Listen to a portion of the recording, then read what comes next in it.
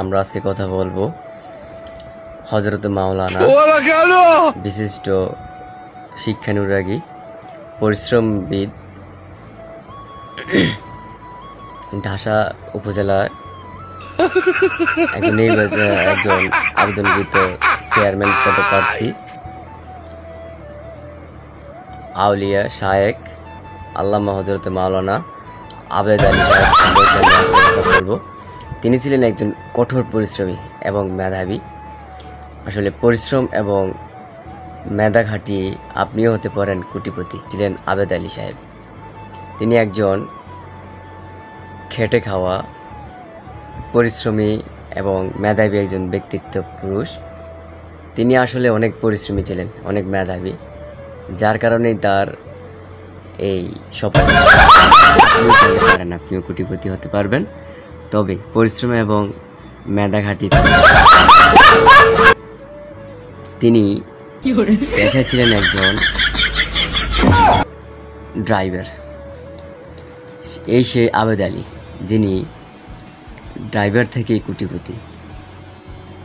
তিনি পেশা শুরু করেছিলেন কুলি। প্রথমে কুলি থেকে তিনি শুরু করেছিলেন তার পেশা। তারপর অনেক সময় দেখা গেছে তিনি চালও বিক্রি করতেন বাজারে হাটে। তারপর ড্রাইভিং শিখে তিনি হলেন পিএইচসি একজন ড্রাইভার, সরকারি ড্রাইভার। সর্বসাকুল্যে তার বেতন ছিল সর্বোচ্চ 25,000।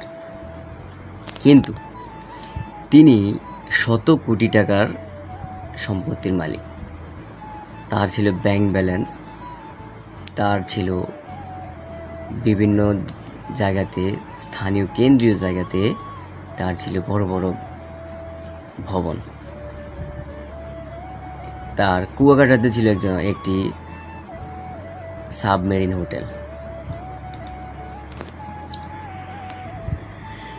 যে দেশে আসলে দুর্নীতি এবং চাঁদাবাজি প্রখরতা বৃদ্ধি পায়, সে দেশে আসলে শিক্ষার কোনো মূল্যই থাকে না। আমরা আগে চেষ্টা করতাম, আমরা জানতাম বিসিএস ক্যাডার হবে আমার ছেলে মেয়ে, আমার পরের জেনারেশন বিসিএস ক্যাডার হবে, পরিশ্রম করতেছে, পড়ালেখা করতেছে, সবাই শিক্ষানুরাগী, দেশের কর্ণধার হবে। আসলে না, টাকার কাছে সব হেরে যায়। আপনার মানসিক পরিশ্রম, আপনার মেধা বর্তমানে হেরে যায় টাকার কাছে। টাকার কাছে হেরে যায় মানুষের ভালোবাসা, মানুষের অস্তিত্ব, হেরে যায় মানুষের সারা জীবনের কঠোর পরিশ্রমের সাধনার সফলতা বিলীন হয়ে যায় এই টাকার কাছে। যে দেশে একজন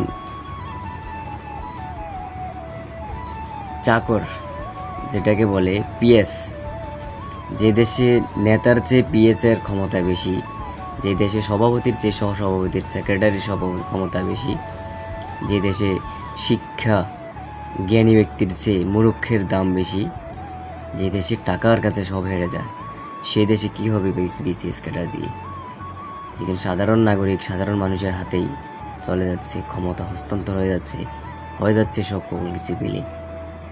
সেই দেশে একজন ড্রাইভার কোটিপতি হবে না, হবে কি? একজন ড্রাইভার কোটিপতি হওয়া এই দেশের জন্য স্বাভাবিক একটা বিষয়।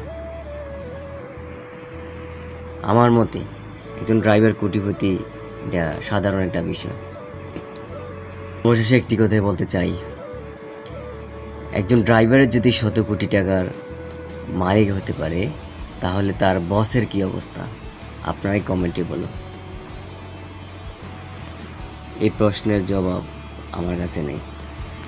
একটি কথা আছে, সময় বদলা নেয়, করে না তো মাপ, অকারণেই মাথা ঘামি, আমরা পিছিয়ে গেছি অনেক ধাপ। যদি ধরা পড়ে টের পাবে কাগু আবেদ আলী, কত শত কোটি টাকা কামিয়েছ ছোড়া জালিয়াতি করি, টের পেলে উদ্দেশ্য পাবে মা কাকু, কত ধানে কত চাল। কি হবে অবৈধ টাকা কামিয়ে? কি হবে পরিবারকে খাবিয়ে? একদিন জবাব দিতে হবে একাই নিজেকে। সেই দিন ধরা খাবে তুমি, ছুটাবে আর কি।